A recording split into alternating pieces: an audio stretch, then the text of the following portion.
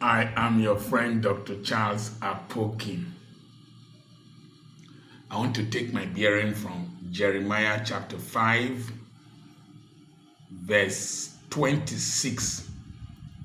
For among my people are found wicked men.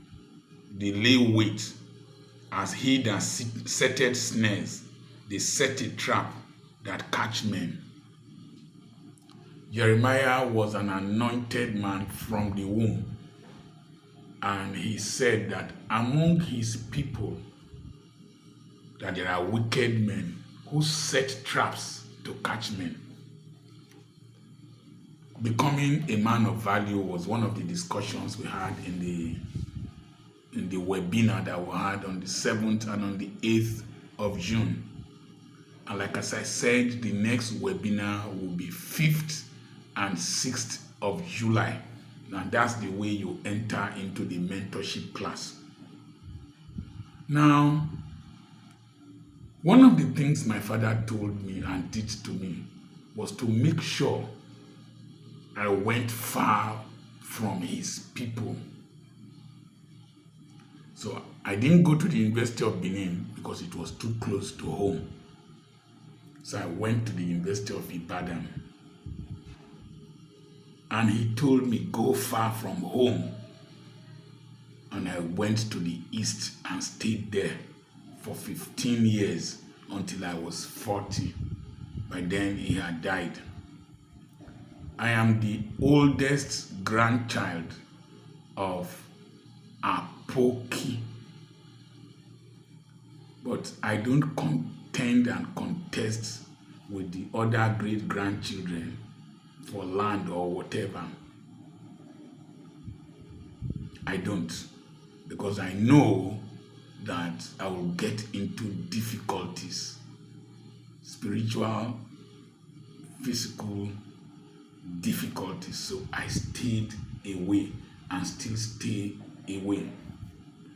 When I started this online social media activity, the greatest challenges I had, the greatest critics, the greatest attacks were from people close to me, people residing in the same city, the same town with me, and young men from my tribe. They attacked me, called me all kinds of names. One of the challenges people have at the base of the pyramid, particularly those you are close to, they will always wonder, where is this one from? Who does he think he is? And some of them have been superstars around. And when you come as the new kid in the block, who does he think he is? In fact, pastors held meetings that they should not invite me to their churches. At a point, they questioned whether I was a medical doctor. And one of them that was bold enough called me, are you really a medical doctor? He said, which university did you attend? Told him I attended University of Ibadan. I quoted my matriculation number. I attended FGC Warri. I told him I was house captain of National House B. I told him I went to Government College Ughelli. I quoted my school number. Then I quoted several other things. He said, why am I talking like that? I said, I've always known from childhood, from when I started practicing medicine, that one day people will question my identity, because I knew today would come. I knew it, and I was working towards it. So they doubted my being a medical doctor.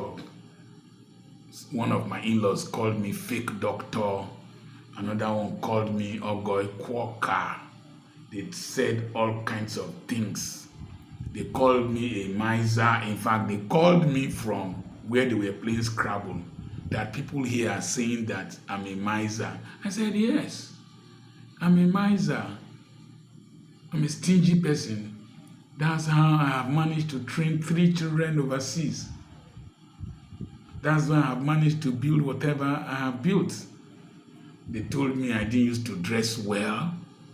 I told them it's only a madman that wears his best clothes to the farm, and that I was at my farming season. They criticized my messages that I was only talking about development and capacity building, that he don't mind him, he's a motivational speaker. As if Jesus did not come to motivate us. They did not tell us that you are the head and not the tail. I came that thou may have life and have it more abundantly. All kinds of things. All power has been given us. Jesus was the greatest motivator. Oh, I talk about money. But 99% of all the parables and examples Jesus gave were transactional parables. Transactional parables. But my mind was very far away from them. The schools I attended, many of them did not attend. In fact, I saw one young boy that attacked me on my 60th birthday in the marriage I went to. He was looking one kind and he hid away from me. And so, if you have to be a man of value, when you are at the base of the pyramid with the crowd, ignore their talks. Jealously guard your heart. Out of it spring the issues of life. People who don't have substance, they always discuss people who are creating events. They're always very jealous of those who are advancing. They don't want to be like you. They want you to be like them so that you can settle at the same level and they can cry the same cry. There is no money in Ughelli. Ughelli is not this. Ughelli people are not giving. Nigeria is this. No. They will criticize. They will say, about me, you come for me, I come for you. Somebody made a lousy comment when I talked about the killing of soldiers in Aba. He fired, I whipped him till 3 a.m. I'm unemployed. I don't have any work. I can stay without going to work. I'll still be comfortable. I'll still feed well. I fired him till 3 a.m. and I didn't hear from him again.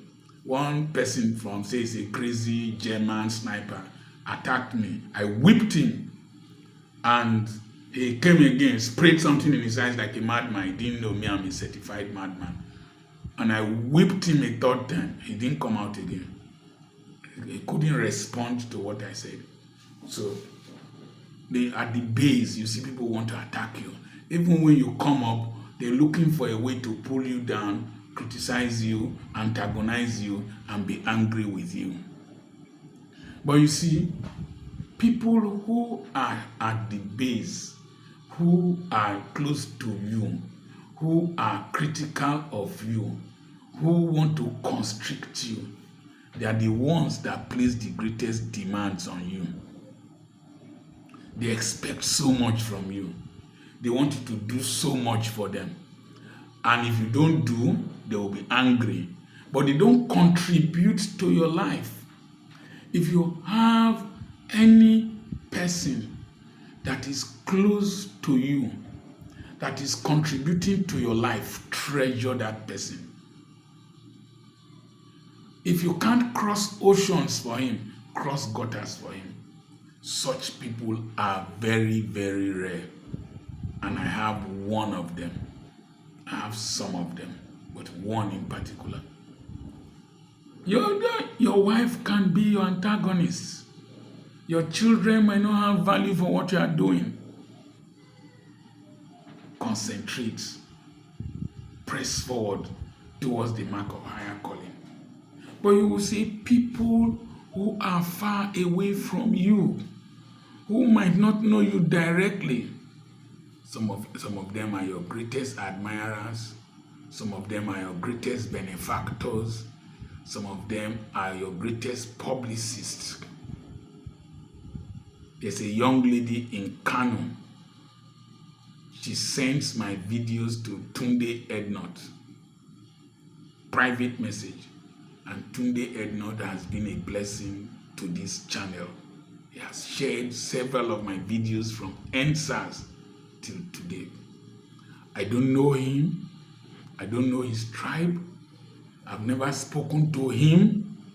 He is far away. I don't know where he stays. But he has taken it upon himself to contribute to my growth and to my welfare. But those around me here, these people, they are the ones that want to pull you down. So, there's a young man, all the data, 2 young people, Pastor Abraham, the data that I use, he subscribes. He bought a router that I use to do conferences. Brought a router for me. Much younger. He doesn't have as much as I will give to him, but he gives to me. He is not my brother. He's not related to me. My parasitic brothers, they are the ones who will say rubbish about me.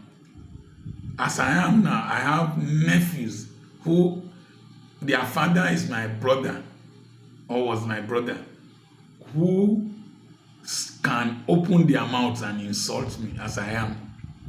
Somebody who will not be allowed to come near the car that brings me to preach, will open his teeth are dirty.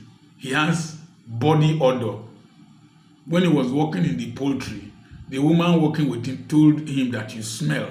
In a poultry, for your smell to overwhelm poultry means that you are really a dustbin.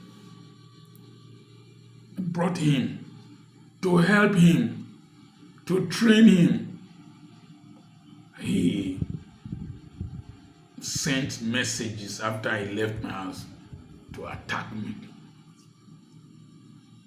Another one, several of them, they've been a thorn in my flesh. And my father warned me I should keep clear of them, but I disobeyed. And I've seen the consequences. There are people very close to you, family people, classmates, associates, working in the same place, neighbors, your church people. You don't know the wickedness of church people. Church people, they might be the most critical of you. Excel and succeed without them.